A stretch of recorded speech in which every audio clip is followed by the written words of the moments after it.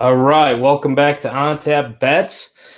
I'm your host, Joey Ricotta, and I'm back after taking a week off last week. Had my sister's wedding, which turned out great. I didn't get too slaughtered. I didn't make an absolute horrible fool out of myself in front of the family, so that's great. And he filled in for me last week, and now we are teaming up to bring you On Tap Bets.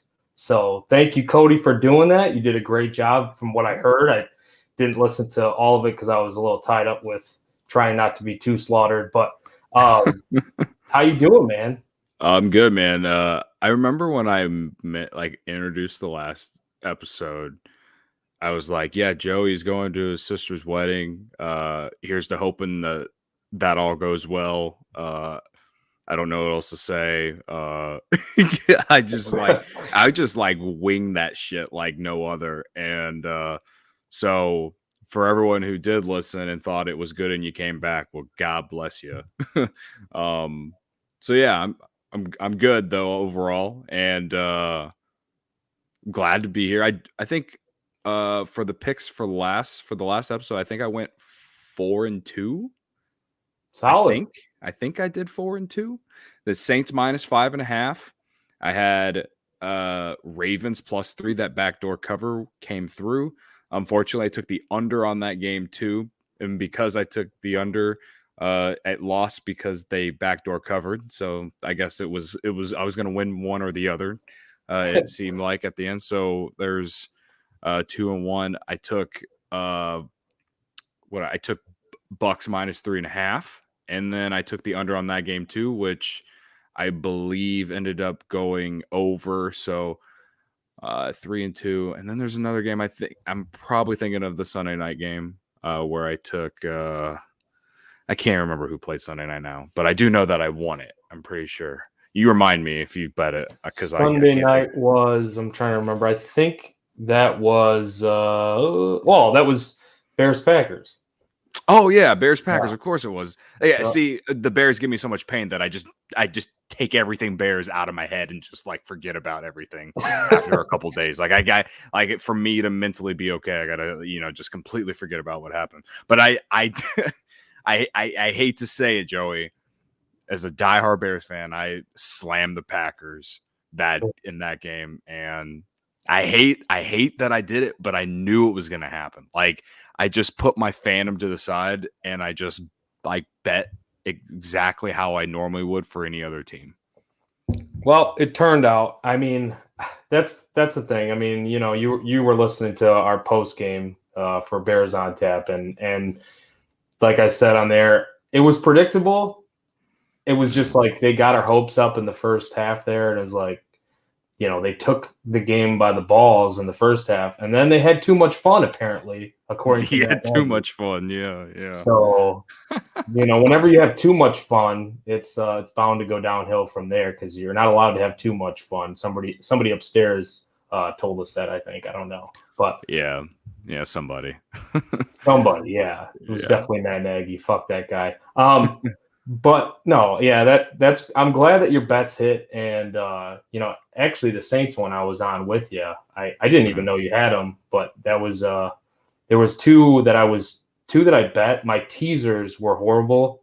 I didn't put as much thought into the slate last week as I normally do because I was a little tied up. But I thought, man, these are a lot of points here in these situations. Like I like the Lions as a teaser. I liked the Raiders, who got absolutely annihilated. So that was just awful. I don't know what I was thinking there. Just, never again with the Chiefs and Raiders.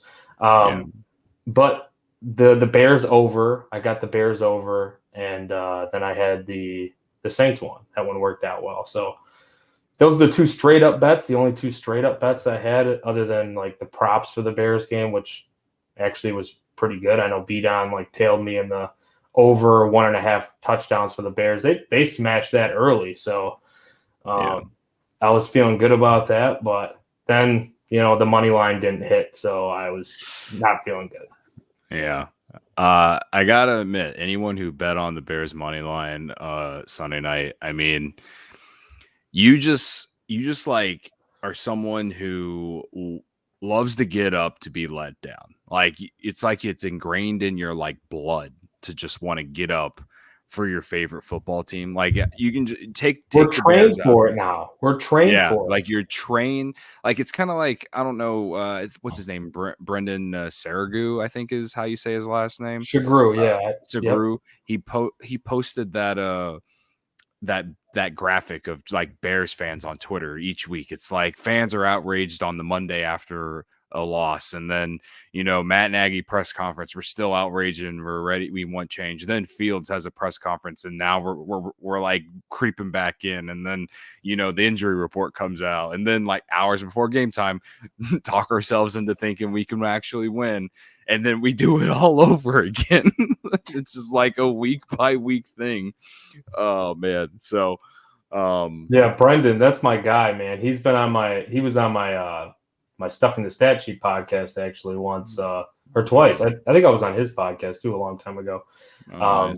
But yeah, man, that it's 100% like that every week. Yeah.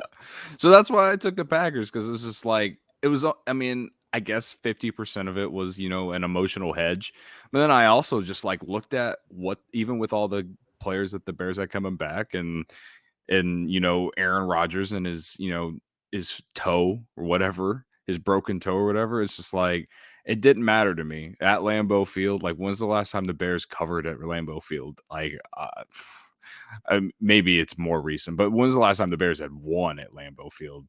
Like, it's been a while. And like 2018 was like the closest that they did, in which they still gave us a freaking annoying ass loss that year. So this isn't a Bears podcast, though. So, I mean, I guess we can finally talk about our next bets, or this week's bets, because there's a shit ton of football. Like, it kind of, like, bowl season kind of creeped up on me. Like, I thought we had one more week. For some oddly reason, maybe it's because I've just, like, have got all my days mixed up. Like, today I thought was Wednesday, or I thought today was Thursday, like, all day, but it was Wednesday. And so now I'm just like going into tomorrow, I'm like, oh fuck, I still got 2 more days instead of it being Friday.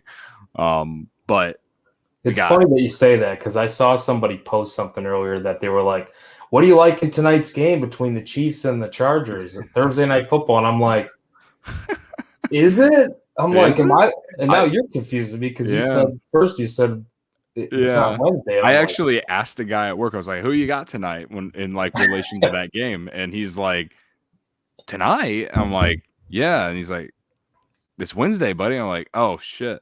So doing hump day bowls now. So then we started talking about, what teenagers we're going to bet on dribbling a basketball and shooting free throws at the end of the game to decide if we're going to go over or under, But yeah, man. What game we want to start with? Yeah, I mean, we can go ahead and start with, I don't want to bounce around between college and NFL, even though NFL technically has the first game on Thursday, not Wednesday, Thursday Night Football. But we'll just start with a little college football then. We'll just start with, I know we picked out before hopping on here 3 bowl games that we like or to talk about. So, yeah, let's start with the Friday game with the Bahama Bowl. We got a little day action. A little 11 a.m. Friday football action, a little MACtion, I guess you could call it, even though it's, there's one MAC team, obviously, but you know what I mean. I just love saying that. 11 a.m. on a Friday in December. Like, you ever, like, for college basketball, you ever just bet an under whenever they got those tournaments going on and teams are playing at like 10:30 in the morning? You ever just bet an under strictly because I've done it early? Just because I feel like it's almost like the Lucas Giolito effect. You know how Giolito doesn't like pitching day games, and he's like a super night person and needs like his coffee and whatever just to wake up. I feel like that's how these college kids are. Like, these college kids do not want to play, especially basketball players, because they're used to playing at night. Like, right. They don't want to play at so night. Like, I always, it's like, I don't even know what my record is, but like, you're just never gonna see me bet an over on a 10:30 in the morning like college basketball game. And honestly, I kind of feel like that with this game, even though it's a bowl game. Like, it's 11 o'clock on a Friday morning, like going into a weekend, and these two teams haven't played in a couple weeks, obviously, and like, I don't know, like Toledo, they can put up a ton of points, right? Like they, you know, what are they? They average 29 points a game. Or no, I'm looking at the wrong numbers here. They average 34 points a game, according to covers.com. And like Middle Tennessee, though, like I've seen some of their games and their offense I just don't trust it. And I kind of like the under in this game. I don't know what you feel, but I kind of like the under. The total right now is at 50. And I know that's low for college, but like 11 a.m. on a Friday, you got one team that's consistently putting up points all the time. And then the other one that's like, you don't really know, at least in my opinion. I don't know. Again, let me know what you think. But like, I kind of like the under on that game, man. Yeah, I mean, I kind of looked at that, and I think I like the under too. I just didn't quite. That's not what I had written down here for my pick, but I like the under in this game too, because I think, you know, you mentioned it with the Blue Raiders offense with Middle Tennessee.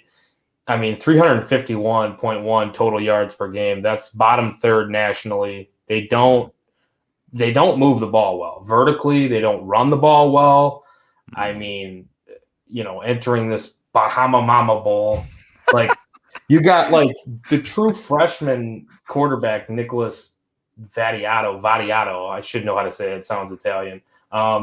Who took over at quarterback after a season-ending leg injury to Chase Cunningham, and he's been better recently. He started out like really horribly. His TD to INT ratio is still like more INTs than touchdowns, I believe. But now you got a quarterback who took over. I think he's like the third or fourth string quarterback now who took over for him because he got hurt in the last game. So they got Mike Diliello, or, you know, I don't even know how to say his name. Again, sounds Italian. I should know how to say it. But I think just Toledo's just been pretty balanced on both sides, whether it's like scoring defense, scoring offense. I mean, Daquan Finn, he's one of the most efficient players in the nation. 16-1 touchdown to INT ratio. And I think Bryant Koback, I think he's going to have a big day because they're top three in explosiveness on the ground. So with Toledo is, even though, you know, Middle Tennessee doesn't do a bad job of stopping the run, I think this is going to be a game where they can be exploited. So I don't really love the 10.5, but I'm going to lay it with Toledo because I think they'll probably win, I think, by 2 touchdowns here. Yeah. See, due to your excellent analysis here, I have now convinced myself that if I'm going to take the under, that I feel like the score of the game will be like 45-0. Like, I really feel like this game could just turn into a random ass blowout because, again, you just mentioned everything about Middle Tennessee and how their offense is just bottom tier in all of college football. And Toledo has been really good, or very, like you said, balanced. And I'm just kind of like, why not? Why not? So, I'm kind of leaning on Toledo -10 as well with the under. Maybe sprinkle a little parlay on it if you want. You know, I don't know. I like that idea, actually. Yeah. You know what I mean? It's like the one Friday football game that we like. So, you know, we use a couple extra dollars on it, you know, like bet the 2 separate, then parlay it. Why not? You know, it's the only way. I mean, imagine doing that at an 11 a.m. game on a Friday. Then you got the whole rest of your day if you win. Like, with all of that, like, there's just nothing better than that, man. Like, there's nothing better than winning a bet before 2 p.m., man. Like, that should be on a t-shirt. We should put that on a t-shirt. Winning bets before 2 p.m. That's what I want to do every day of my life. Yeah, exactly. So just go lay out on the beach afterwards somewhere. Right. That, or you just double down on whatever's next afterwards. Bet responsibly. We'll call 1-800. Bet responsibly, yes. Yeah. So, yeah, man, I got nothing else really to say about this game. I mean, it's, you know, bowl season's here, and yeah, based off how much, you know, history says in bowl season, like I just don't see Middle Tennessee coming in here and giving any kind of upset alert or anything. I'm a big trends guy. Joe, did you know I'm a big trends guy? I did, yeah, because I've read some of your college articles and stuff. Yeah, so I'm a big trends guy, and unfortunately, the trends don't land in our favor. Middle Tennessee's like the over is 4-0 the last 4 bowl games. They're 5-0. The over is 5-0 in the last 5 games in December. Or the over is 4-0 in Middle Tennessee's last 4 neutral site games. But I none like that. Like take that with all a grain of salt. I feel like. And the over is 4-0 in Toledo's last 4. I guess that's like the most legit one. But I don't know if you're a trends guy like I am, but I don't necessarily look at the trends all the time. But if it's so clear that it's like, for instance, it's death taxes and you slam the under on Army Navy every year. You know what I mean? Like I didn't get that memo this year. Yeah, like it is every year, brother. I feel like, can we just talk about that for a split second? Okay, fine. I feel like I was fucking cheated. Okay. They were on pace. And all right, full disclosure, the rehearsal dinner was on Friday for my sister's wedding. And then Friday night, the guys pretty much all went out afterwards, like me and her now husband, my brother-in-law, and his like family, like that side, went out. You know, it's pretty much like mostly the guys, whatever. Point is, I was drinking a little bit at the bar, and I was telling everybody in the fucking bar, slam the over. I said, hammer it. Hammer the over. Hammer it. And because I fell for it. The total got to 34.5. And I said, this is like way too low. Like if you look at some of the other ones where the unders were hitting, that under wouldn't have hit at 34.5. Yeah. So I fell for it. I actually waited. I got it at 36 because so many people came in on the over. Yeah. So I waited until like I think it was like an hour or so before because I was just going to avoid it, to be honest, because hell, I hate betting unders whenever the total's at like 40, man. Oh, I know. To see it get down to 34, I was like, I don't want to bet an under on 34. I might just like avoid that pain in general. But then it boosted back up to 36, and I was like, all right, a lot of people coming in here on the over. I'm going to zig while everyone else zags. I'm taking credit for that.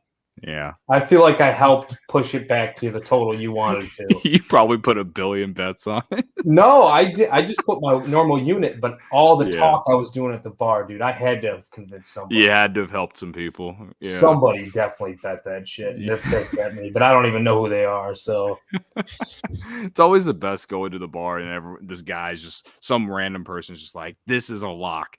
This is a lock. There's some guy doing that to me the other night. Like I was that jag-off, yes. Someone was doing that to me a couple weeks ago. Big Ten championship game, Iowa and Michigan. I was sitting next to this guy at the bar while we were watching the game, and we were following other games. And he was telling me all about how Pitt and I don't remember who the hell they played. ACC championship game, and how the over was just an absolute lock. Wake Forest. Yeah, yep. Wake Forest. Yeah, that sounds about right. And then I think the total was like 71, 72. And I liked the over. I was planning to take it before that guy even told me. And then, of course, they scored all those points early, and then they decided that they didn't want to have fun anymore in the second half. And it looked like a lock off the bat. It did. Yeah, it did. So I was on the over, too. I'm a little pissed off. Right. Still pissed. I'm talking about it 2 weeks later. I haven't forgot about it. So it's those that just stick with you, man. Like, yeah. I mean, Army and Navy, they were on pace to go over after the first half too. Right. Yeah. I was scared after like the first quarter. I was like, oh God, this is not good. I'm just gonna turn this off and just take my loss. And then it came back and I was like, holy shit.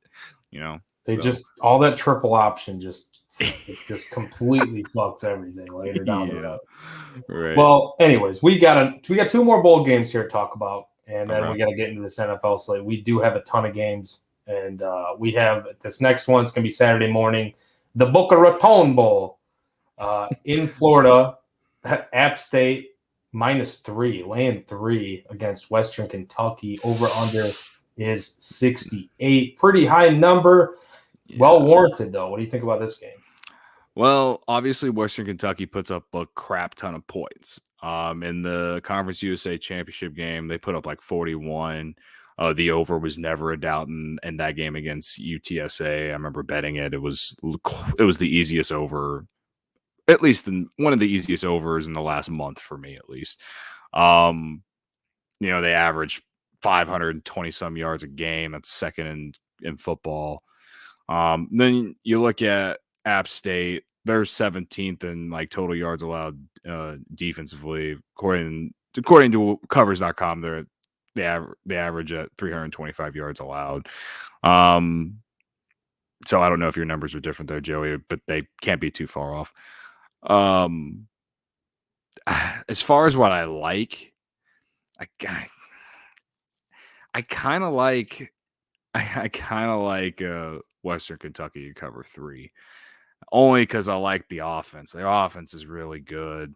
And App State, man, like I've watched them play, and they dominated the Fun Belt, or the Sun Belt as they like to call it.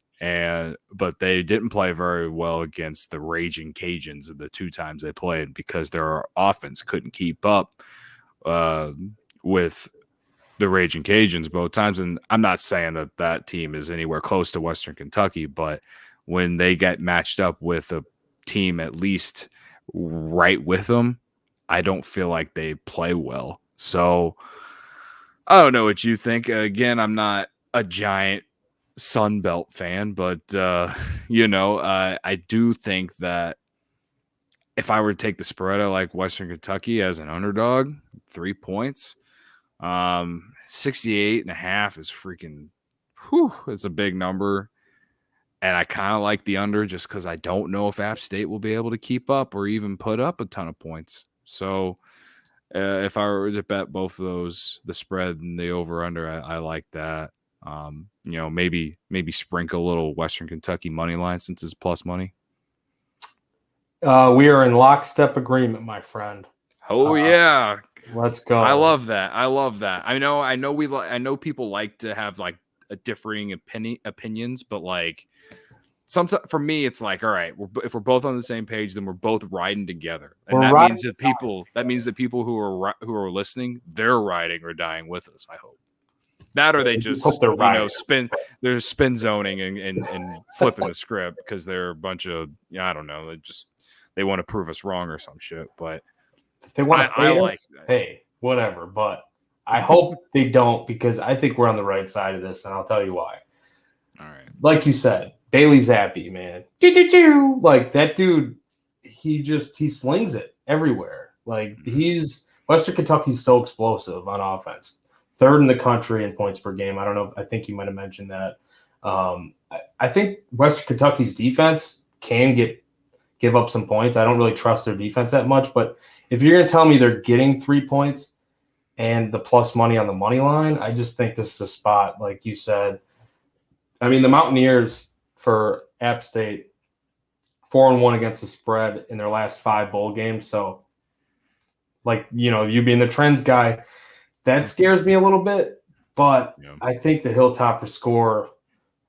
I think they're going to score more points here in this game, just because I really think when it comes down to it, Zappi's going to make enough plays that, I mean, let's be honest, he could have been in the Heisman conversation, but he plays for a school like Western Kentucky. So yeah. I mean, his numbers are all there, and he might not be playing the best competition like a Bryce Young, or like he's not playing like those guys, but that's fine. And we don't care about that in this matchup. So I think a little sprinkle on the money line, like you said, and then give me the 3 points. Mountaineers 1-5 against the spread against teams from Conference USA. I'm just saying. That helps. I'm just saying.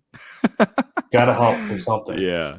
I don't know. Maybe it was just because, like, again, ESPN was doing the right thing, just playing a bunch of Fun Belt on Thursdays all season. So I was getting the opportunity to watch App State. I felt like every other week, and sweating out over-unders with them. And they're just like, when they played a good team, I just was not impressed.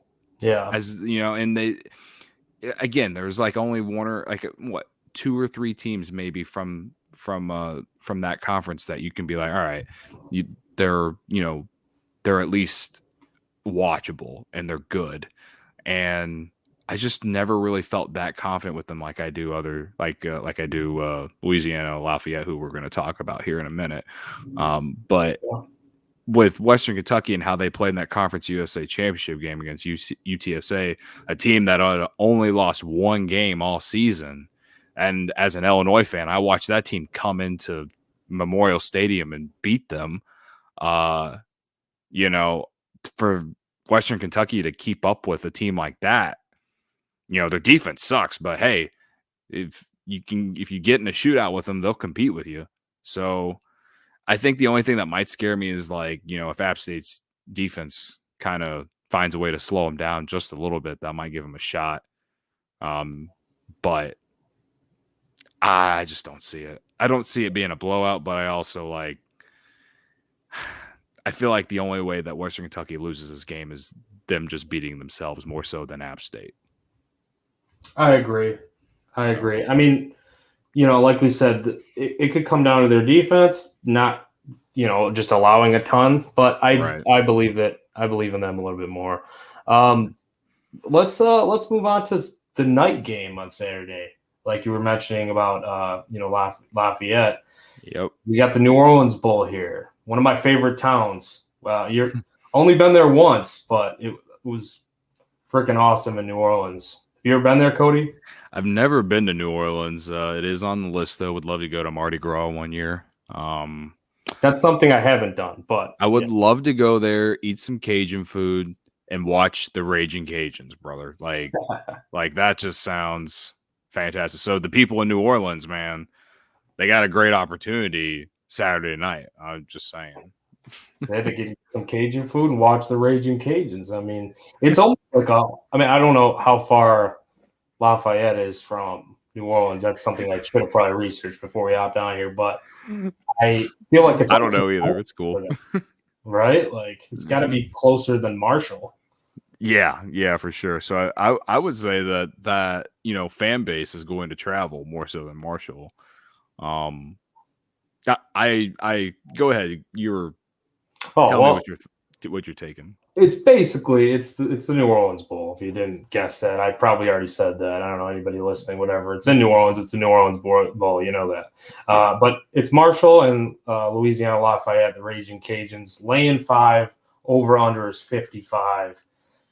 I'm not going to pretend like I know how this one's going to play out because my numbers didn't really pull me one way or another, and I compare and contrast a lot of different numbers, but I like the under 55.5 is where you can find it. I mean, it's 55 across the board pretty much, but 55.5 is kind of what I like because Louisiana runs the ball at the 34th highest rate, and I could see them winning by a touchdown or close games, but if it's going to be by their style, which is they're the 9th best scoring defense in the country, they don't give up many points. So if they're going to be doing that and running the ball, I might lay it with Louisiana Lafayette just for being basically like a home game for them compared to Marshall. But under 55.5 looks kind of good to me. What do you think, Cody? You we're riding together again, man, because the under in Raging Cajun football games is 3-10 this year, and or 10-3. I mean, I was gonna say that sounds bad. I don't know. Yeah, they're 10-3. I was looking at it. It has the over put first and not the under. So it's the under is 10-3 in Raging Cajun games this year. And like I kind of mentioned earlier, I watched them play, and they love to run the ball. And when they do score, and they get and their defense forces a punt or whatever, they will just continuously run it down your throat some more. So I just they're 12-1. They haven't lost since they lost to Texas, I think week 1. So they're I know their coach just left. I I think he took the Florida job. And so now, like, you're a Notre Dame guy, Joey. Like I feel like they're gonna rally the troops like Marcus Freeman's trying to for Notre Dame, and go out there and finish the season strong. This is probably one of the program's best seasons in recent memory. At least I don't really know for sure, but like 12-1's pretty good, and I think that they're just kind of primed to win this game outright as well. They're 5-point favorites. That's kind of tough, but when it comes to football, I'm looking at 3 or 6.5. Like if it's above, if it's at 3.5 or 6.5, I kind of try to avoid. I'd rather take it at 3 than I would 3.5, and I'd rather take it at 6.5 than at 7, if you know what I mean. So at 5, like you're banking on them winning by a touchdown. I think that they can do that. So I like the Raging Cajuns -5, and I like the under 55.5 or whatever it is, 55.5. So, yeah, I hate betting unders, man. Like I said this on the last one, I was like, because I said like I did like a rapid fire at the end of like for the entire NFL slate, which we're gonna get to, and I felt like I said more unders than I did overs, and which didn't help because I think there are more overs last week. But like, I hate betting unders, but like there's so many times where I'm just like, I can't bet the over on this. Yeah. And I definitely can't bet the over on this game. So sometimes you just got to do it, if it feels right, if it feels like an under. I mean, for me, I've kind of come to the realization where I'm with you. I hate it because I hate like watching a game and rooting for no points. Like, I want action. I want points. Yeah. But at the same time, there's plenty of games, especially with college basketball even. I know we're not talking about that, but there's plenty of games that are going on at one time where you can't watch all of them. So you're just like, all right, that under, I'm not watching that game, but I just want to cash these tickets. Like that's just want to win money. Right. That's what it all comes down to for me anyways now. But I still hate it, but like I've come to the realization or come to terms with it. And I'm just like, if it's an under, it's a fucking under. I don't care. Yeah. Yep, for sure, man.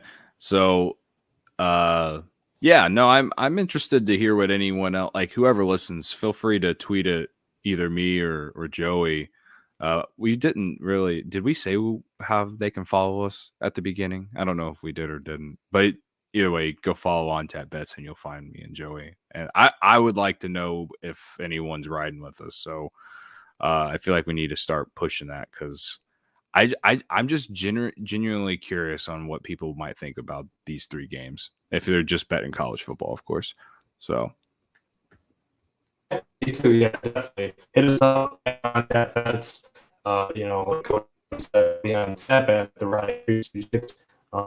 That's the college things we're going to go over for this weekend. Probably have something coming back for next week. The what do you think? I should stop here. Do you have a lock, like a bet out of any of these games you feel most confident in? Joey, you kind of cut out there, so I didn't understand what you just said. It's showing that I have very low connection. Can you hear me? Yeah, you're a little bit better now. But what did you say, man? I'm sorry. This wind, man. I don't know. It's like a tornado over here. Yeah, high winds. High winds, low frequency. So I was just saying, did you have any locks or lock for this, like these 3 bowl games that we talked about? Is there one that you like the best? I really, really, really like Western Kentucky money line. And that's mainly because it's plus money. Now, if you want to not maybe sweat nearly as much, I think the easiest lock might be the under on Raging Cajuns and whoever the hell they're playing. Freaking Marshall. There you go. Mm-hmm. Yeah. What about you?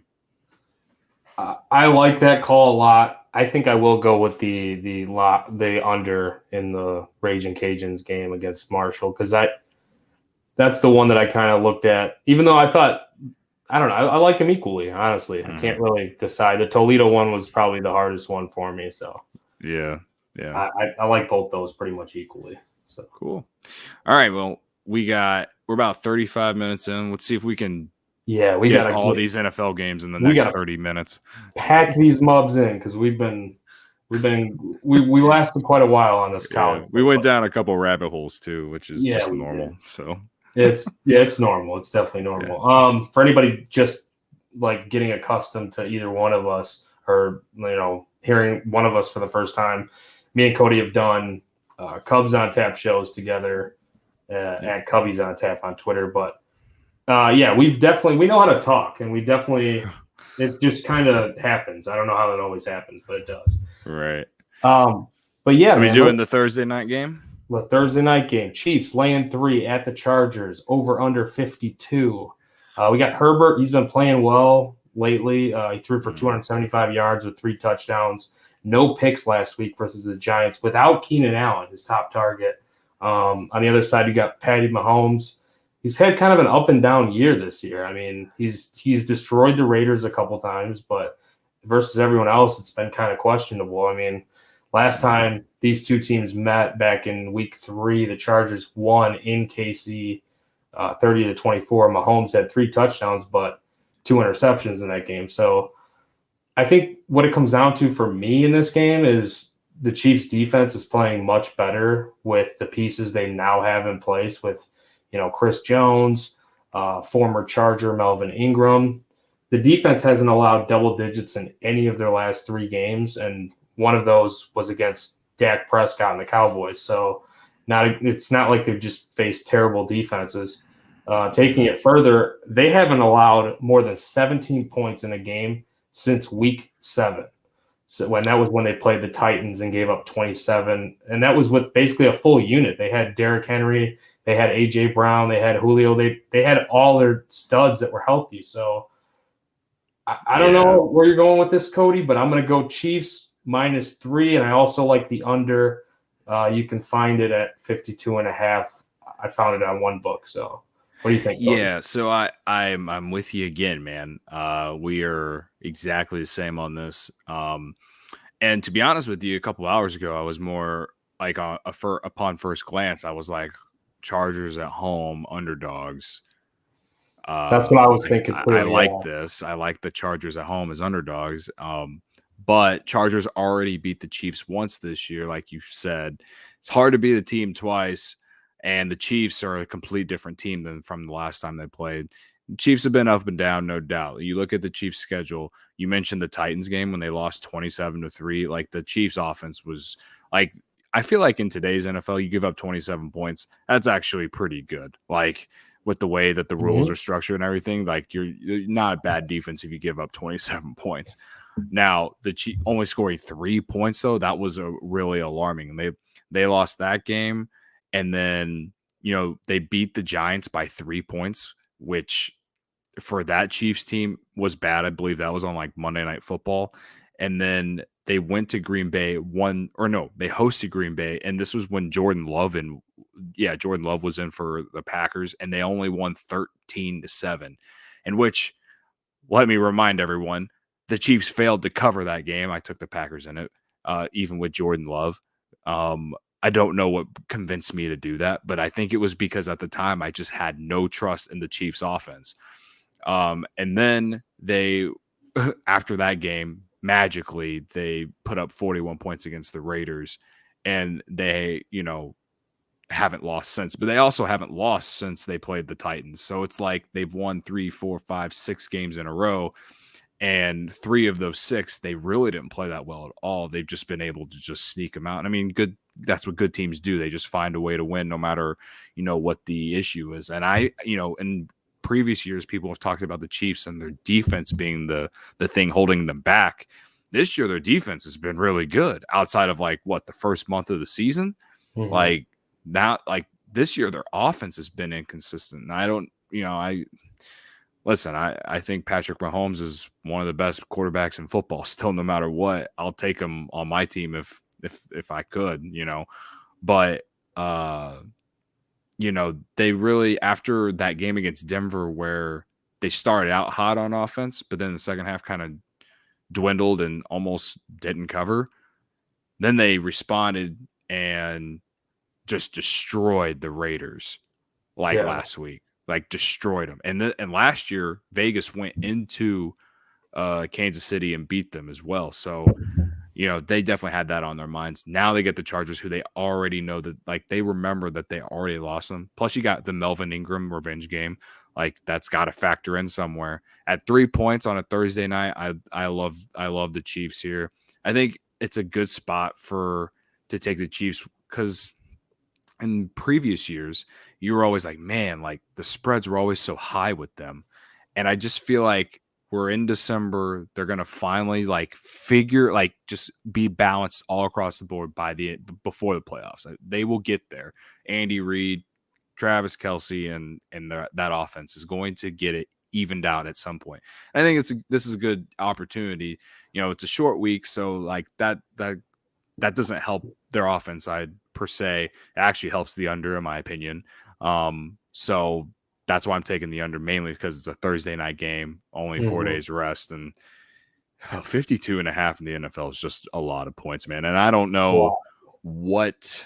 I think that got bet up too. So Vegas adjusted already. Right. I don't even know. I know Justin Herbert and the Chargers offense has played well in recent weeks, but they also played they played the Lions. They played the Giants, and they did beat Cincinnati, no doubt, 2 weeks ago. But they also lost 28-13 3 weeks ago to Denver. So that pretty much describes they are so the Chargers.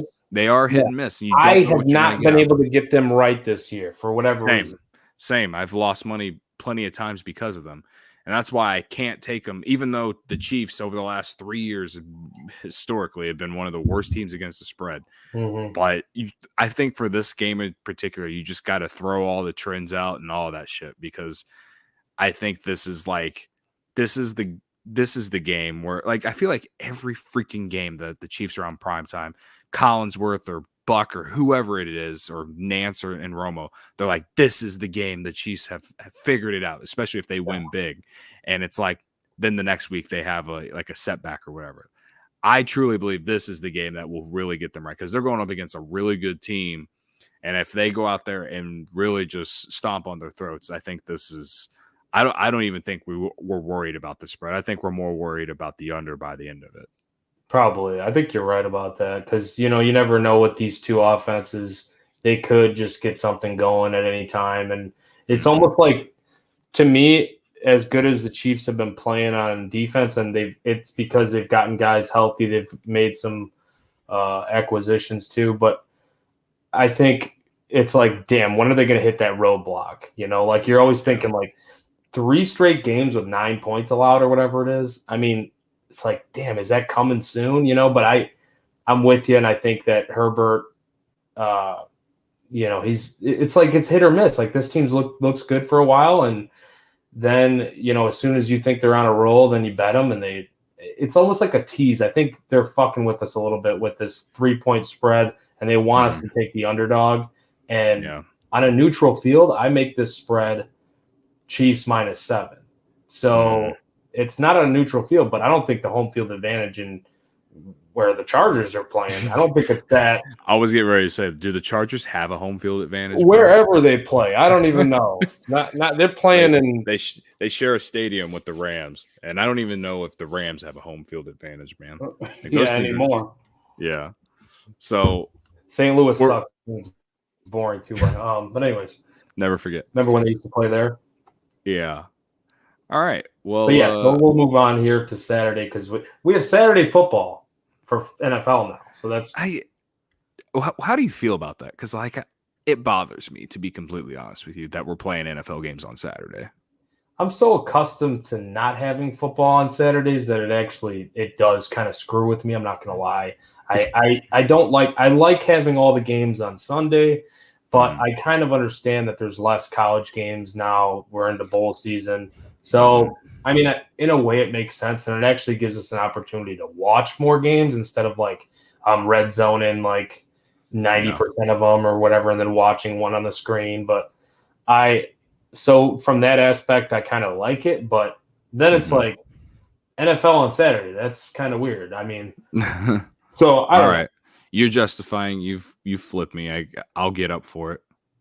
All right. Well, if we're getting up for it, I hope as long as our bets hit, that's all I care. Yeah, right? For sure. And it's a big game too. The one that we got at least for the Saturday. I did not want to talk about that Browns and Raiders game. Yeah, with the whole COVID thing, it's like that looked like that spread went from 6. That spread went from 6.5 to 1.5, and the Browns falling as underdogs now. So yeah, and that might be too much because Case Keenum, man, is he quarterbacking? I mean, I don't know. I didn't look into this before because I did not want to talk about it. I'm just definitely going to avoid it. Yeah, I don't blame you. Like, there's a lot going on this week with NFL. I guess when they play that game, I'll just be watching the Raging Cajuns or whoever. Yeah, I'll be watching that shit anyways. So just because it's Raging Cajuns, man. You can't miss that. That's can't miss TV. Yeah. Patriots at Colts though is what we got here this Saturday for the one that we're going to talk about. -2, the Colts are laying 2, over under 45.5. Cody, this one's tough. Like, I don't think people knew exactly what to expect from either one of these teams coming into the season, but the Patriots are for sure outperforming expectations at this point. And after the Colts 1-4 start to the season, they're right back in the mix in the AFC with a 7-6 record. So, I mean, I had higher hopes for the Colts too because I actually kind of still had some belief in Carson Wentz, and I thought, get him out of Philly, put him with a good offensive line. You got a good running back. You got a pretty good defense. I mean, I had high hopes, and now it's they've turned it around a little bit. I mean, with him and the NFL leading rusher, Jonathan Taylor, shout out to Wisconsin, the Colts lead the AFC in points per game. They're third in the NFL. So yeah, both teams are top 10 in both offense and defense DVOA, but the Pats probably have the best unit in this game with their defense being second best in DVOA. But I don't know, Cody. What do you how do you feel about this game? Where are you landing? Well, off first glance, it's like when I first saw it, honestly, I looked at the spread and wanted to throw up. So then I look at the total and I'm like, okay, 45.5. Like, if I were to bet it, I'd probably take the over, but that would be a sweat because, you just mentioned the Colts can score, but the Pats defense is good. I could see this just being a first team to 20 wins type game, in which then you're just like, pissed off. So that took me back to the spread, and with the way the Patriots are playing, it disgusts me, man. Joey, it absolutely disgusts me with the way that the Patriots are playing. Do you want to talk about that Monday Night Football game against the Bills and the rainy, snowy, coldy? What's coldy? Snowy, windy, cold weather that they won, and Mac Jones threw three passes, yeah, for 19 yards, dude. Yeah, see. And that's why I can't, especially as an underdog, I can't take the Colts in this game. I got to take the Pats to cover 2.5. I'm hoping that by Sunday that moves to 3. I might sprinkle the money line on there for fun because when a team's won 7 games in a row or whatever it is, you might as well just keep riding it while you can. I am a little afraid just because, like I said, the Patriots have won 7 or 8 in a row, and everyone's giving Mac Jones a lot of credit and all this and that. I mean, he didn't really deserve any credit last week, but overall, he's played very well. He's probably I'm assuming he's probably going to be one of the top voters for offensive rookie of the year. And Bill Belichick is Bill Belichick. And he's going to outcoach Frank Wright, no doubt. There's no he will do that. And they also have more rest. I mean, they're coming off that Monday night win the week before, right? So, well, they both are coming off the bye though, so it's kind of they are both coming off the bye. My bad. But you're right though, because they had a little bit more. Well, I guess technically no, because the Colts technically not. that extra day, right? So okay, I forgot that they were both coming off the bye. But Belichick off a bye, though, I will say that's Belichick off a bye. He's had 2 weeks to think about Jonathan Taylor. Exactly. Yeah. And another reason that I want to take the Pats. Remember when the Colts played the Buccaneers, another top team in the NFL? The Colts got away from Jonathan Taylor. They found a way to implement him, but definitely not enough, in my opinion, even though they still put up, 30-some points. But I feel like if they would have implemented him more against the Bucs, maybe that game goes differently. I don't know. I mean, I also feel like they kind of choked that game away. But, whatever. I just don't think – I think Belichick is going to find a way to where they're going to have to force the Colts to throw the ball more than the Colts want to throw the ball. And that's going to start with the Patriots getting a lead as early as possible. And that's just not going to be good for Carson Wentz and going up against that defense. So for me, man, I'm taking Pats plus 2.5 or 3. If it moves down to like a pick 'em, I'll take the Patriots still. Mm-hmm. I'm taking unless this moves, and like I'll take them, and I'll take the money line too, like the Pats money line, just because the coaching and everything that goes with that, I just feel like is going to outweigh anything that the Colts offense is going to do. The Colts have a great defense as well. Again, though, you just there's not enough for me to bet on that. That's on the total, at least. I'd rather just stick to the spread or the money line, grow some nuts and put them on the table and let's ride. Nuts on the table, baby. Let's go. I'm with you, actually. Again, this is we're starting to get a little boring here because we're all on the same page with every one of them. But I will say, I mean, either we're going to make a shit ton of money this week or we're losing all of our money. So that's good. But like you said, you've got more time to prepare with Belichick. That's one of the main things I was looking at. He always looks to take away your number one option, right? So, yes. And Jonathan Taylor basically is that. And then it's Michael Pittman. Yes. Yeah, and all the advanced metrics, like not even just him being the leading rusher, like he's the best running back in the game this year. Like there's no question. Of course, Derrick Henry being out helps, but I think he still probably would be at this point. I mean, he's been that terrific. I don't know. I think he's going to look to take that away, though. And the Pats are also very good against the pass. So even though he's going to look to take that away, they might open themselves up a little bit. Those dudes are good in man coverage, though. They have the Belichick defense is it's a year in and year out, man. Like it's, I'm not trying to take credit away from Tom Brady and his greatness, but Belichick always has a great defense too. And that's look at that Super Bowl with the Pats the Rams. And the Rams. Just the most boring shit you ever seen in your life, and Tom Brady gets another Super Bowl. Yep. And I just feel like the Pats are going to be able to stop them more often than not and get a lead, and then they'll just run the ball out or run the ball with Damian Harris and Stevenson, and they've really utilized Hunter Henry as well as the tight end, leads like all tight ends and touchdowns, I believe, too. Like, so Mac Jones is I'm not trying to take anything away from him, but he really has been very nice for a rookie quarterback, at least. Like, the only thing that kind of scares me about the Pats is just like, when is Mac Jones going to have one of those rookie games? Like, is he ever going to have one of those? You know what I mean? Yeah. And I guess early in the year, there were times where he did struggle, but like, there's minuscule though, Yeah, I get, and I agree. So like, that's, again, he's the only reason that I have any kind of like,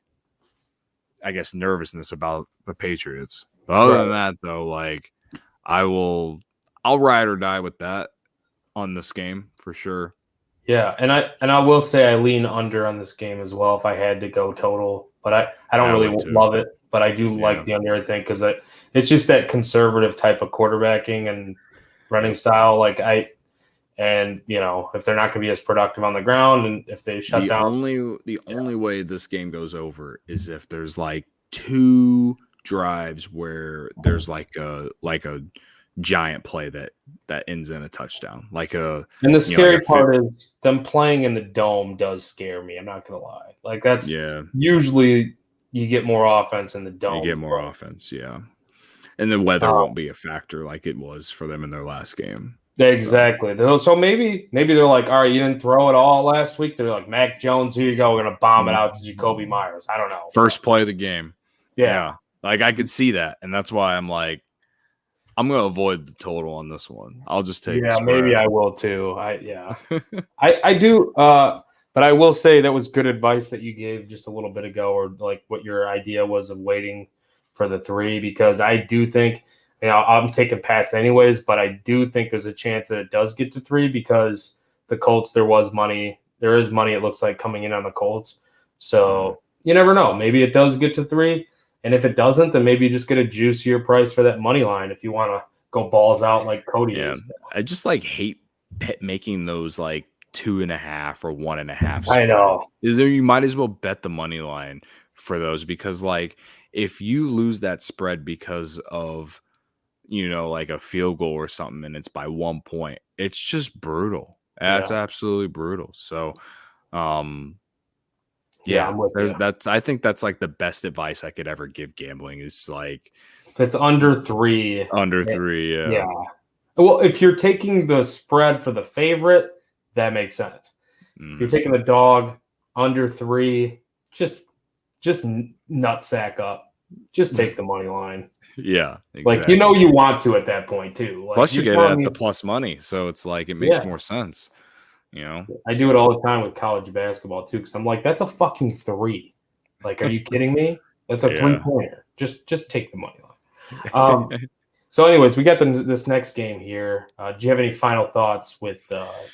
No. I think we hit on it. So this game's disgusting, Cody.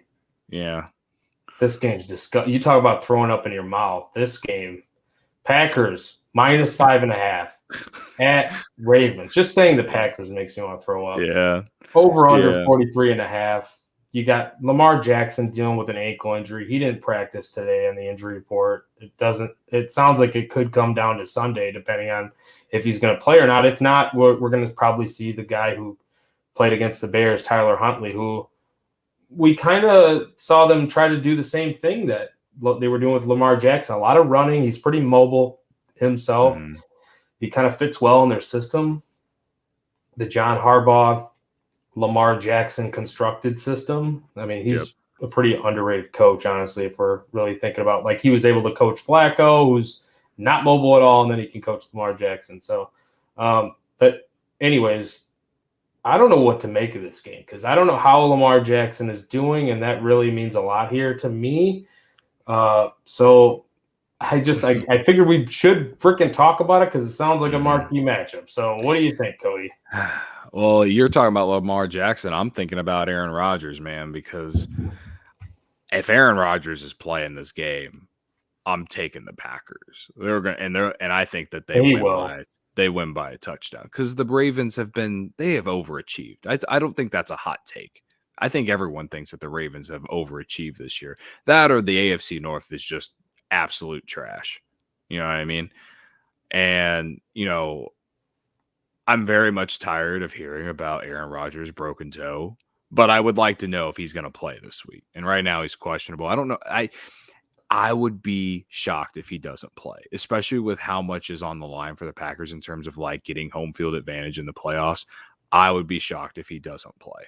So he's going to play. I honestly think that he's just sitting out practices. That's just right. He's just been doing that all year now. So which is just so annoying to me because then he goes out there and does what he does and it pisses me off. With him and his immunized toe or whatever. And his immunized toe, yes. Also, Packers, good teams win, great teams cover. 11-2 against the spread this year.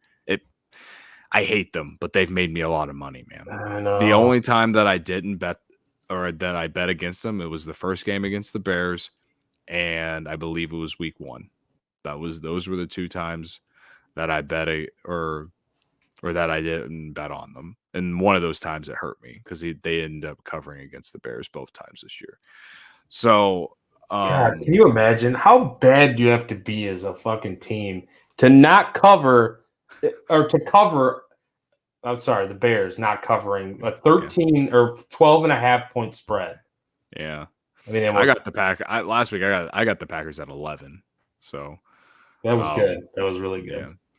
Anyway, you got the Packers here, right? I like the Packers, and it's mainly because I know the Ravens covered, but they luckily covered, and like Tyler Huntley is the one who led that comeback. Lamar Jackson hasn't done shit for like the last month, man. And I'm not saying that the Ravens are done. I'm not saying that they're trash and they're frauds or anything like that. But right now, they just don't have it together. Now they got to play a home game against an offense that's like clicking on all cylinders with a quarterback that has a broken toe right now, somehow, some way. Right. And then they have a great run game in A.J. Dillon and Aaron Jones. And their defense is against the team like the Ravens that has a struggling offense right now. That defense is probably licking their chops for that offense right now. Yeah, now the only way close. The one thing I'll say though, they did struggle at times against Fields when he would get out of the pocket and run. So even if it's Huntley and he can do that, but the thing is though, their runs are more designed runs than the Bears' runs. That's true. True. I think they'll be ready for it. So I agree with you. At this spread right here at 5.5, I'm on the Packers. Yeah. I hate to say it like you said, but yeah. If I had sucks, to, right? yeah, I'm not even really betting it, to be honest. I probably should, but I'm not going to bet it. I think you could probably bet them at 4.5, I think, somewhere. I'm not sure, but the Ravens, if it gets to 7, I will say, if it gets to 7 or 7.5, if, like, say Jackson's ruled out, I think they can cover 7 and 7.5. Yeah. I'll take it with the hook, but not the 7. Yeah. So yeah, it's actually at 4.5 right now, at least according to what I'm looking at. I think it's all across the board. I don't know why I said 5.5. I'm sorry. No, I think I wrote 5.5 though originally, but yeah. So maybe it's gone down since you wrote it down. I don't know. Yeah, maybe. I mean, if it keeps moving down, like you gotta slam Green Bay, in my opinion. But again, that's with injuries and stuff. I know David Bakhtiari's coming off the IR. He's a key piece on their offensive line. Jair Alexander as well. I think that's confirmed. Bakhtiari's coming out or coming out. According to what I'm reading here right now, as of Wednesday, December 15th, he was activated from the IR PUP list after recovering from a torn ACL injuries. It's unclear if he's going to participate in the game or play. But he is listed as questionable. So yeah, that's huge. And it just sucks. But I do think that they're just the better team right now. Like I couldn't bring myself to bet the Ravens at home against a Green Bay team that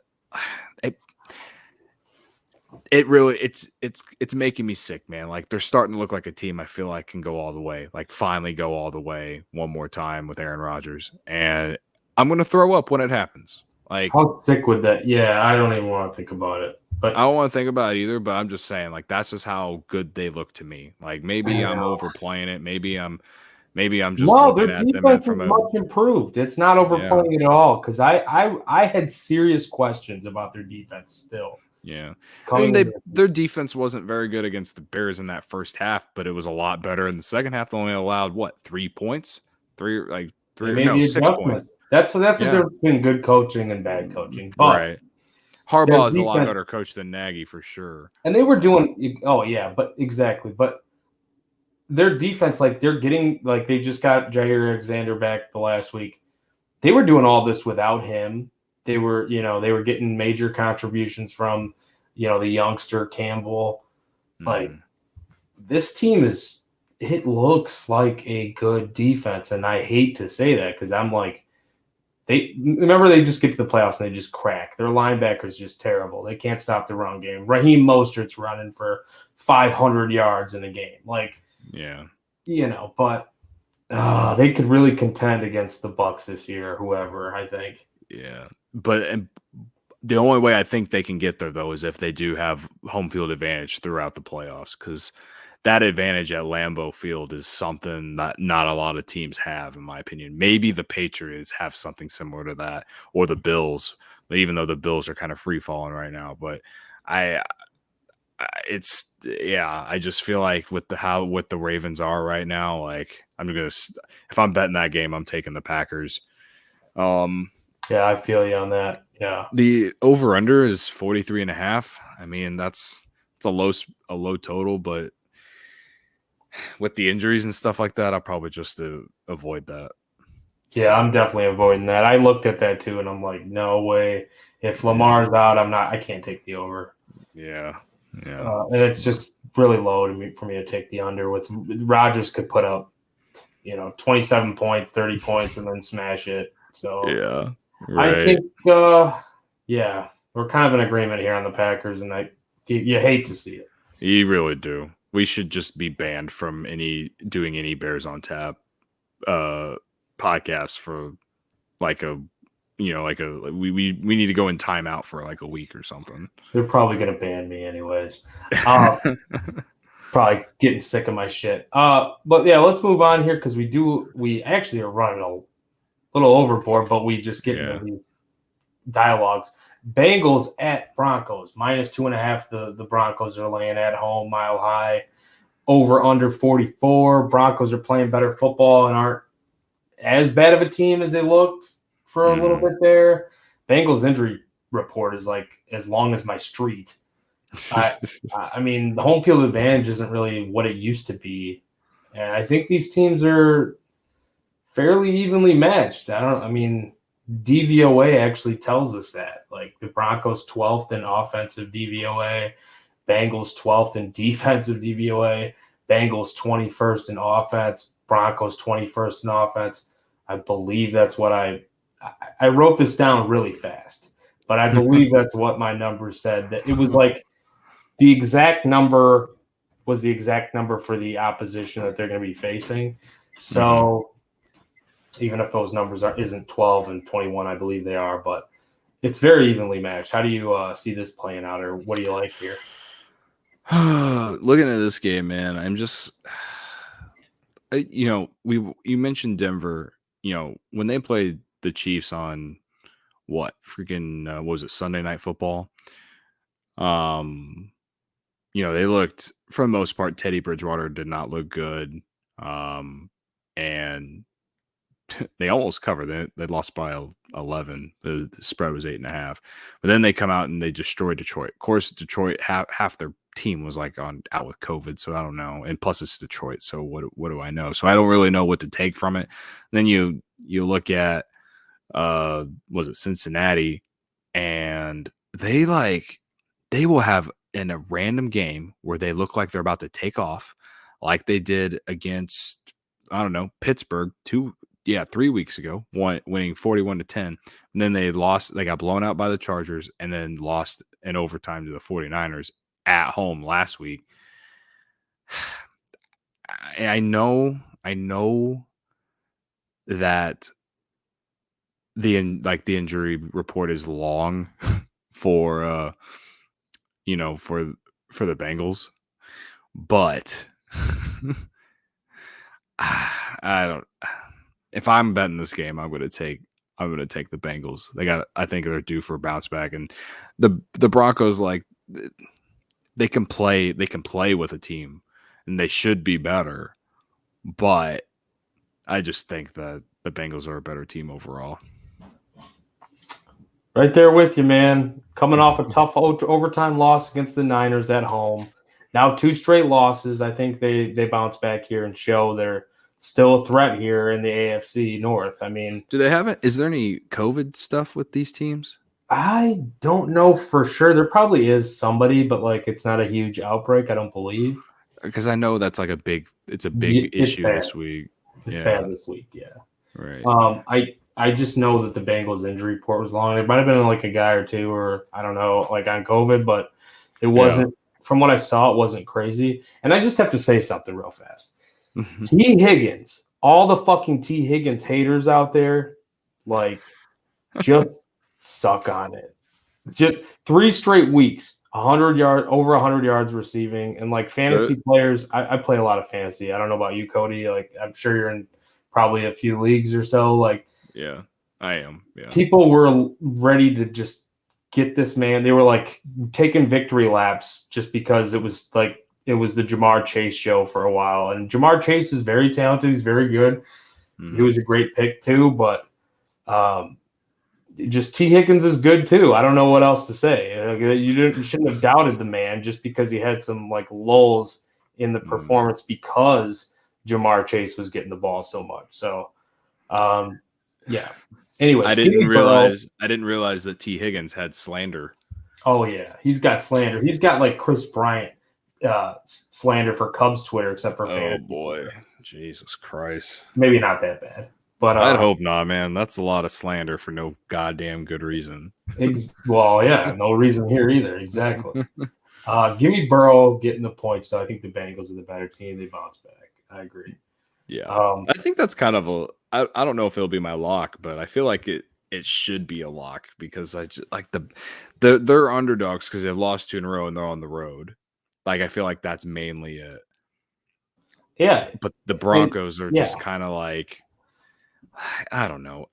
The Broncos are just a tough team to like even read because they like remember like a month ago they beat the Cowboys out of nowhere, and then they beat the Chargers 3 weeks ago, so they can play up with teams. They can, but I don't know. That's the thing though. They're coming off of a win over who? The Lions, and they didn't even have DeAndre Swift in that game. So it's like. And they played so bad against the Chiefs. Yeah, if they're going to play down to an opponent, I'm not saying that like it's in their minds, but I could just see this as a potential kind of letdown spot. And I think the Broncos probably won't have a problem moving the ball against the Bengals because I don't think their defense is terrible. I think their defense is actually pretty good this year. It's better than years past, but I think like Javonte Williams, he kind of adds another element to that offense. They should be able to move the ball a little bit, but yeah, man, it could be a lock, and I definitely like it if it's 2. And I think the Broncos are actually getting money here, so this could be another one where you wait. But even still, I'm probably taking the money line here too. Yeah. I mean, plus 124 right now, man. Like with the Bengals, I like it. I'll take it. Yeah. So, all right. Let's ride. We've got Seahawks and Rams next. Okay. They're visiting the Rams. Seahawks. Seahawks laying 4.5. Over under at 45.5. This is kind of one of them that we were. You just mentioned COVID. The Rams have 16 players, from what I saw, on the COVID-19 list. Oh, shit. Including starting running back Darrell Henderson and star wide receiver, if you want to call him that still, Odell Beckham Jr., Jordan Fuller. I believe there was a lineman in there I saw. I don't have the name in front of me, but they just added some more players today. Linebacker Justin Hollins, tight ends Johnny Mont and Jared Pinkney. I mean, those guys aren't like huge difference makers, but special teams wise, I don't know how they impact the game. I mean, and Aaron Donald, he didn't practice today, but so didn't on the other side, DK Metcalf didn't. That was at least what the report said. So I don't know what we are doing this week. Like, what are we doing this week, Cody? All right. Well, I'll just be completely frank. When I said I wanted to do this game, I did not realize the Rams were part of that COVID outbreak. So now, here live on the show right now, I have completely flipped my thought process because I was like 4.5 at home after you just beat the living shit out of the Cardinals to the Seahawks. Now it makes sense. That number dropped, I believe, a lot. Yeah. Yeah. Now, I don't know what it opened at, but I do like how the Seahawks are playing right now. Over the last 2 weeks, they beat the Niners, and then they just beat up on the Texans last week. So a win over at least the team that's probably going to be in the playoff chase, or at least in the running for that last wild card spot. Russell Wilson and Tyler Lockett and whoever else, DK Metcalf, I think they're getting more involved. And now with this COVID outbreak with the Rams, they lost the first game at home to the Rams. Hard to beat a team twice. I kind of like the Seahawks now covering the 4.5. You know what? And I'll say this. Remember when Rashad Penny was like hyped? And I forgot to even mention him. He's been playing really well too. Yeah. He's actually looking. He's healthy. He's actually looking like he's pretty good. Well, they're kind of forced to use him now too because Carson's out for the year and Alex Collins is Alex Collins, and Homer is Homer. Like that, Rashad Penny, like this is his time to really to finally earn himself a full-time role as the cowbell or whatever you want to call it for the Seahawks. And the Seahawks, the Seahawks are doing right now. They were 3-8 3 weeks ago. They were 2-8 after, or not 2-8, 3-8, something like that. After they lost to the Washington football team. So now they're 5-8 going into this game, and this COVID outbreak comes into the Rams. Like, how many times have we seen the Seahawks I don't know, just get hot late in the year and just kind of sneak in when we least expect it, I feel like. Yeah, and they're not mathematically eliminated too, so they do have something to play for here for sure. Well, for sure. Like Russell Wilson and Pete Carroll, like I feel like every single year we're talking about Russell Wilson possibly getting traded. Like there's a lot of like. I remember when it was like this offseason, just Bears. Exactly. Yeah, exactly. So it's just kind of like there's a lot to play for not only Russell Wilson but everyone on this team. Russell Wilson, I mean, I don't want to say people have been saying he's done because it's mainly because of injury this year, but he is getting older. A lot of people are starting to doubt him. I think they definitely have a chip on their shoulder going in this game, whether all these guys with COVID for the Rams are in or out. You know what I mean? I would have been interested to see what the spread was if the Rams were healthy, because it would be very Rams if they had a big letdown after a huge win over the Cardinals like that. So again, hard to beat a team twice. I like the Seahawks even at 4.5 where it's at right now. I'd play it to 3. I wouldn't go below 3, but I don't think it falls to 3. So probably not. I honestly, I'm just gonna be upfront and honest.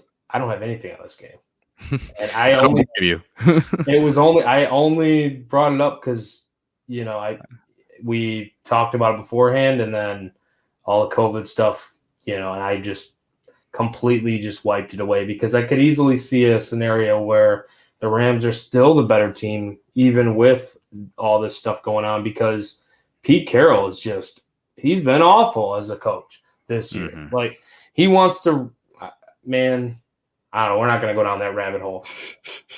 But let's just leave it at that. He's been bad this year, and Russell Wilson hasn't even been playing as well as he normally does. But I just think he's been better of late, though. He had a good game against the Niners, and he had a good game against the Texans.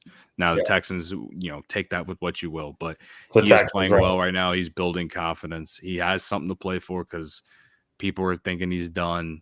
And, the Seahawks want him to play well so they can freaking maybe perhaps finally trade him.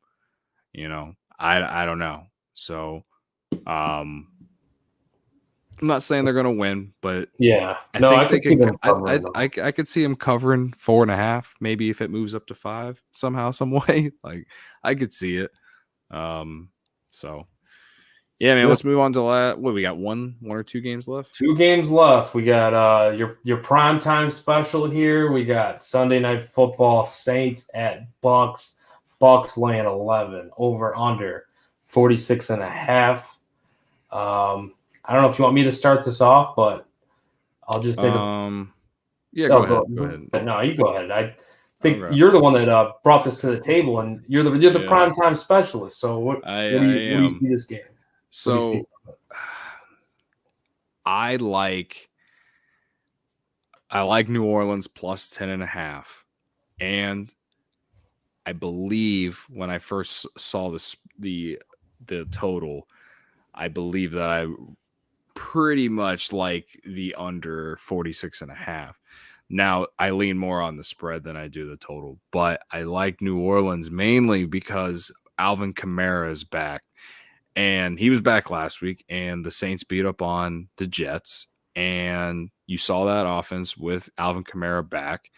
And the Saints, I know they beat them earlier in the year. Like, they actually beat Tampa Bay earlier in the year, but that was with Jameis Winston. I just think that they will hang around. They will find a way to hang around cover 10.5 because I just don't see the Buccaneers running away with it. Like, I feel like the Saints are going to try and run the ball, long drives, just nasty, disgusting football that like we as Bears fans are just used to watching. Like, I feel like that's what the Saints are doing. Like, that's what they've been doing. And they're also playing for like their playoff lives too. Like, that's kind of why I took them last week. Again, of course, it was against the Jets. So take that with what you will. Again, when they played the last time, the spread was like 3 points or something like that. And again, I know that was with Jameis in there. I believe. Yeah, it was with Jameis in there. And so it's obvious their offense is obviously different. But I don't know. To me, I feel like getting the Saints at 10.5, I think is kind of a little bit of a steal just because Sean Payton and they just kind of find ways to just do things. I wouldn't say it's been perfect. Definitely had it's been a roller coaster because when Jameis went down, it was like, fuck, who's going to throw the fucking ball? And Trevor Siemian was kind of hot and then just really sucked like we know. And Taysom Hill has a fucked up finger. But with Kamara back, I think that changes the offense a lot. So, like I said, we saw that last week. I think they at least cover 10.5.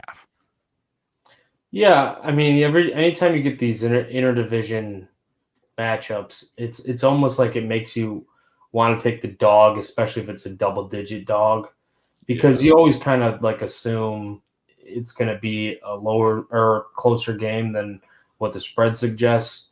And I'll say this: I think the Bucks or the Saints aren't as good as maybe some people anticipated coming into the season, but I know some people were also against them because they saw, them not starting at home. They're traveling for all their games with the hurricane and all that. But now obviously this Jameis situation changes a lot. But I do think their defense is still very capable, and so that's why the under does make sense to me. But I mean, the Bucks, and you mentioned Taysom Hill. Taysom Hill's rushed 11 times in each of the last two games, which is his only two starts of the season, but at least 73 yards in each of those games. Assuming his yardage prop, I went to Prop City with this game. Assuming his yardage prop won't be that high, like if it's at like 45.5 or lower, I'm smashing the over because the Bucks allow the sixth most rushing yards per game to opposing quarterbacks.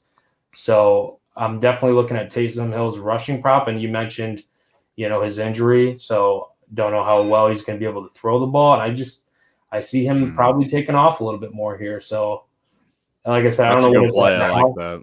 Yeah. I don't know what's at now, if it's even up, because when I looked, it wasn't up. But yeah, if it's 45.5 or lower, I'm going to take the over. I like it. So, all right. Shall we move to the last one? Good old Monday Night Football. Yeah, at least I convinced somebody to play that with me. Monday Night Football. Let's go. Vikings minus 3.5. In Chicago, I believe Ron Luce, our boy Luce on Tap, is going to be at this game. The over-under is 44. Our Bears, man. What are we going to do? What do you hear? What do you say? I feel like Paulie Walnuts from Sopranos right now. I don't know. I'm going to give you two versions, Joey. All right. Here's the Bears version. Kirk Cousins is Jay Cutler, except with a face that you want to punch. Kirk Cousins is 1-9 on Monday Night Football in his career. You know his one win is?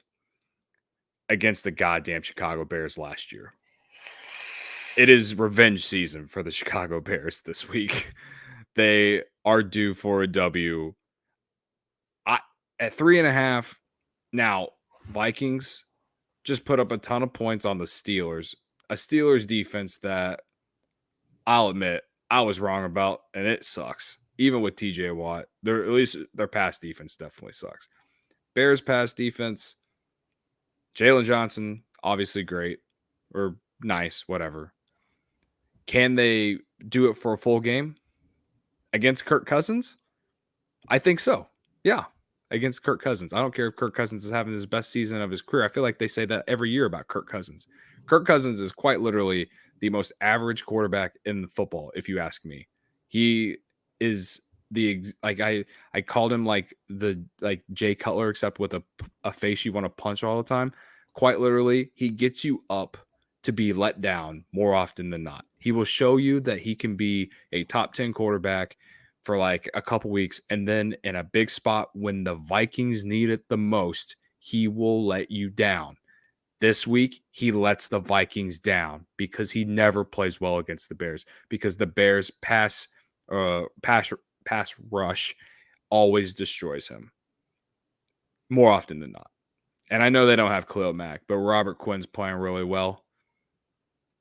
Maybe this is a little biased, and if any Vikings fans are listening and you're just hating me right now, good. But still, I'll take the Bears to at home Monday Night Football. I have already kind of talked myself into thinking that because it's so Bears too, that they will win the last 4 games of the year to go 8-9, and it will somehow save Nagy and Ryan Pace's job. Like it would be so Bears if it happened. And that's why I think they can win. Monday Night Football, Soldier Field. Justin Fields has played really good over the last 3 or 2 games that he's played in. And you got a Vikings defense that's not that good at all. I mean, they actually, the Steelers, they let the Steelers come back in that game last week on Thursday night. I'm as pessimistic about the Chicago Bears as anyone. And I'm sitting here telling you to bet on them now. I think at plus money, I think it's a good unbiased too, because even though you are a Bears fan, you bet against them with the Packers. So. I did, yeah. I just like the Bears this week because they played really well against the Packers, all things considered, at least for a half. I just think the better team played better overall. We knew, we had no hope that they were actually going to win that game. There's hope to beat the Vikings. If there's anything that makes me happier about being a Bears fan is that the Vikings are in a somewhat similar spot, paying Kirk Cousins all that money, and they are as average as any team in football. So, yeah, at home, Monday Night Football, Kirk Cousins 1-9 on prime time on Monday night. Revenge spot. I like it. I like avenging last year's loss on Monday Night Football to the Vikings. I like it this week. So, a spoiler for tomorrow's episode: we are going to record Bears on Tap tomorrow. B-Don will be in some shitbox hotel, like he told me. I don't know what that means exactly. I hope there's no roaches there, B-Don, but I'm not going to dive too deep into this one, like you kind of did there. I think I'll save that for the show. Anybody that wants to watch or listen to that, go ahead and check that out tomorrow or, when it's in podcast form. But I'll say I think Fields has a big game here. I think on primetime he's kind of due for this big breakout game. And he's played well on primetime too. He's played pretty well. Yeah, he's got balls of steel, dude. He really does. I mean, nothing really seems too big for him the moment, and I know he's dealing with some injuries right now. I know he kind of hurt his hand or finger or something in the Packers game too. And then obviously he was just coming back from the rib injury, and he was in pain. He said the whole game against the Packers, but he still stuck it out, and he was getting rushing yards. The Vikings will allow some rushing yards to quarterbacks too. I think they're like just behind the Bucks for maybe if it's not just behind them, they're maybe 2 spots behind them for most rushing yards allowed to opposing quarterbacks. So I think this is a spot where, maybe you're not designing too many runs for Fields, but I think he can do that. And I definitely think he can throw on this team. So, yeah, man. I think Kirk has a dud here. I think the line gets to him. Travis Gibson, Nichols. I know the Bears have some COVID issues like Eddie Goldman, I think, and Larry Borum just hit it today. So that might not be good for the offensive line for sure. But you're kind of hoping Jason Peters comes back. And if not, you're hoping a full week of practice helps Tevin Jenkins get his shit together. Again, though, like there's just nothing about the Vikings that scares you. Mm-hmm. Like, well, and every game outside of Justin Jefferson, like he's in Dalvin and Cook, and Cook, and the Bears' run defense has been pretty solid. And even if Cook does run all over them, it's gonna like I don't trust Kirk Cousins to just put up a billion fucking yards on the Bears, even with the secondary that they have right now. And Jalen Johnson's probably going to be on Jefferson. He was really solid on freaking Devontae Adams last week for all things considered. So maybe Thielen's the guy who you have to watch out for a little bit more. I don't know. But I don't know, man. I feel like the Bears are due here. They're due here finally. I agree. And again, this is coming from a guy who honestly just wishes that they lose every game the rest of the season just to get the head coach and front office out of here. So just based off my historical knowledge of the Chicago Bears, it'd be so Bears if they fucked around and won the last 4 games of the year and went 8-9 and somehow, some way that record got them in the last wild card spot because of some random ass fucking shit. Which I don't want to happen. No, I'm with you. And that's what always scares me because I feel like they always find a way to just somehow hover around 500. It's like no matter what, this team, you can pretty much just bank on it outside of like 2018. They're going to be in the Matt Nagy era. It's like as mediocre as it fucking gets. Yep, exactly. And I mean, I don't know if they're going to win that many games like to end the season, but I did take them a few weeks ago to go over 5.5 wins. I bet that in midseason. So I would like them to at least get 6 wins. That's all I care about at this point. 6 wins. We need 6 wins for you to win a bet. I dropped a fucking 50 burger on that thing. So they need it better hit. It better hit. Yeah. I like the money line here. I think Justin Fields passing yards here, as long as it's under 215 yards, I think he's going to go over that because they keep setting it extremely low, disrespecting the man. Yeah, they did that last week too. Yep. Yeah, 179.5 passing yards for that game against the Packers. Just that shit had to have been broke by halftime. It was damn close. I think it was at 150 at halftime. Yeah. 150. So you were just like, all right, like we're in business here. Yeah. But obviously I thought the money line was going to hit last week. Didn't happen. Mm-hmm. Anyways, Cody, we got some sponsors to shout out here. Before we get to our locks for the NFL for this week, we definitely are going to have at least one lock apiece. Bet Rivers. If you want to join Ron at the game, go to betrivers.com. Actually, that's vividseats.com. Got the sponsors mixed up. Go to By the way, Joey, you fucked it up, man. I already fucked it up. Edit button, please. Vividseats.com. You can get $10 off if you spend $100 there. Vividseats.com. Life happens live. Use the promo code ONTAP to get that, by the way, because we are ONTAPSportsnet.com. And then if you want to bet, like we're talking about this entire episode, betrivers.com. Up to a $250 deposit match if you enter the promo code ONTAP.